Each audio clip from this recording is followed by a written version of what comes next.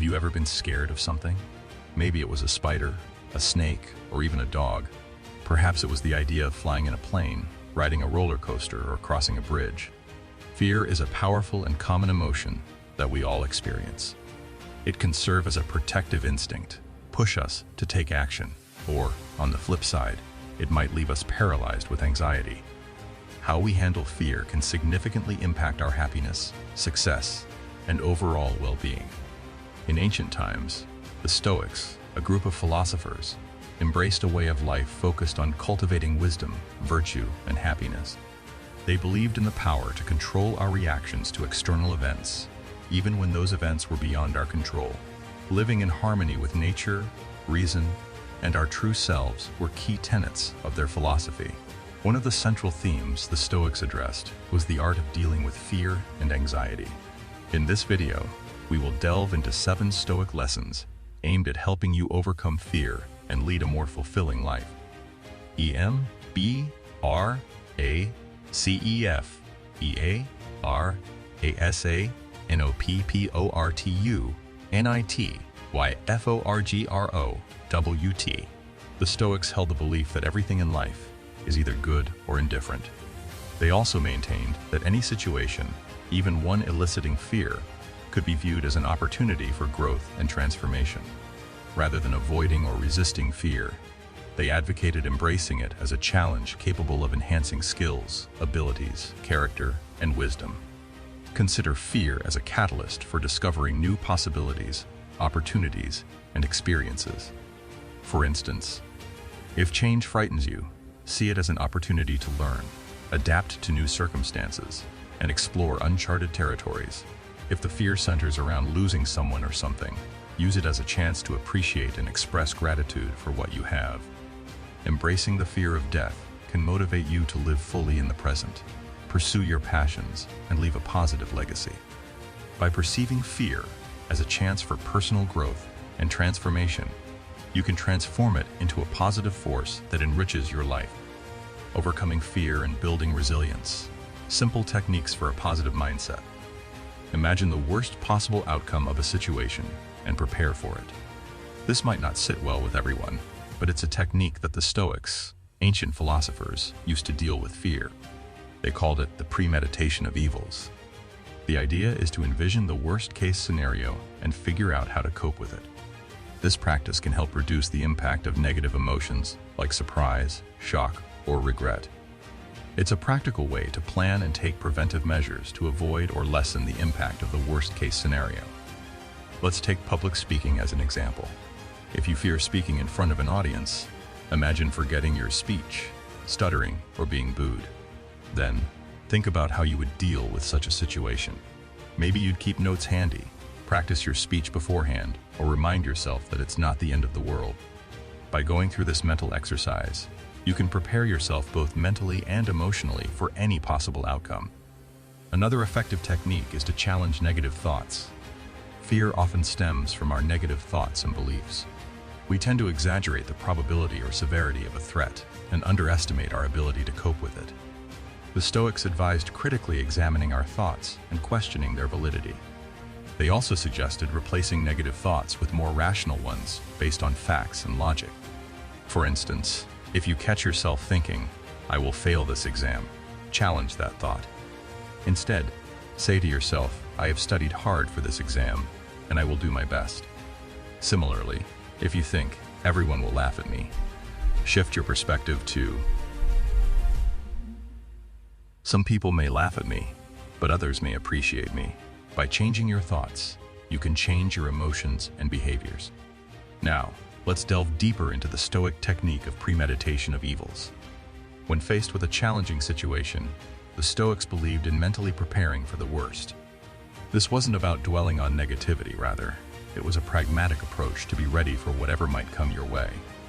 By imagining the worst-case scenario, you empower yourself to confront and navigate difficulties with a clearer mindset.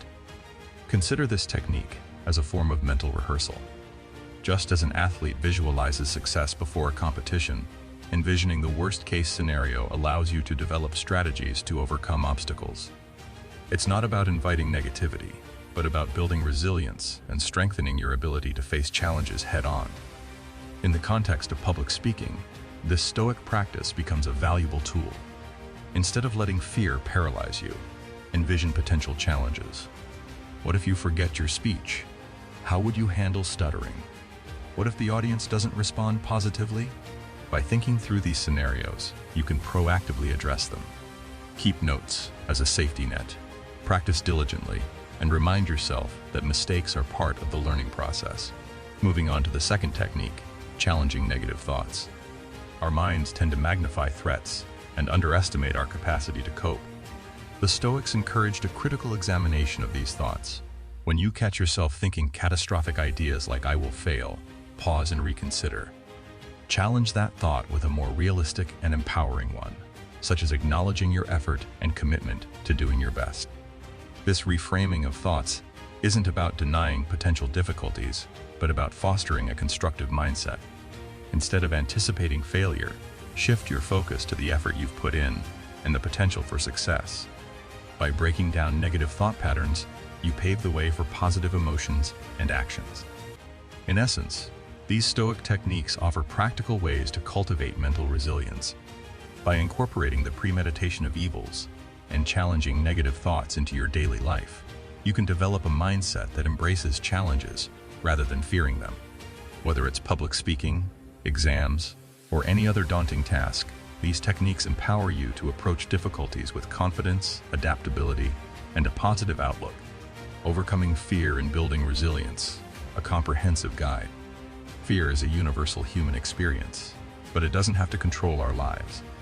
In this guide, we'll explore practical strategies to overcome fear, boost confidence, and build resilience. By applying affirmations, visualization techniques, exposure therapy, seeking support, and embracing Stoic principles, you can transform fear into a catalyst for growth and transformation. Utilizing affirmations and visualizations. One effective way to boost confidence and motivation is by incorporating affirmations and visualizations into your daily routine. Affirmations involve positive statements that describe your desired state or goal. For instance, if you're anxious about flying, you can say to yourself, "I am safe and calm on this flight." Visualizations, on the other hand, involve mentally creating images of your desired outcome, like imagining yourself enjoying the view from the airplane window. By practicing affirmations and visualizations regularly, you can create a mental representation of what you want to achieve. This not only helps you face your fears, but also reinforces self-esteem and self-efficacy. If rejection or failure is a source of fear, affirmations like "I am worthy of love and respect" or visualizing success can positively impact your mindset. Gradual exposure through exposure therapy. Another effective strategy to conquer fear is through exposure therapy. This involves gradually facing your fear by exposing yourself to the feared object or situation in a safe and controlled manner. For example, if heights make you dizzy, start by looking at photos of high places, then progress to watching videos, and eventually visit such places in person, starting from the lowest to the highest points.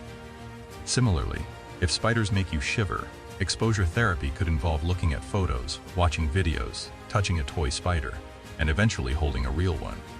This systematic approach helps you get accustomed to the fear, making it less powerful and fostering confidence and control. Seeking support and guidance. Dealing with fear becomes more manageable when you seek support and guidance from others who have faced or overcome similar fears. This support can come from friends, family, mentors, or coaches. Learning from their experiences, successes, and strategies can provide valuable insights. Support can also be drawn from admired figures such as role models, heroes, or experts. By connecting with others who share your fears or goals, you'll feel less alone and more inspired. Practical examples include seeking advice from someone who has successfully started a business, reading blogs by solo travelers if fear of traveling alone is an issue, or exploring the motivations of artists and writers if expressing yourself creatively is a challenge.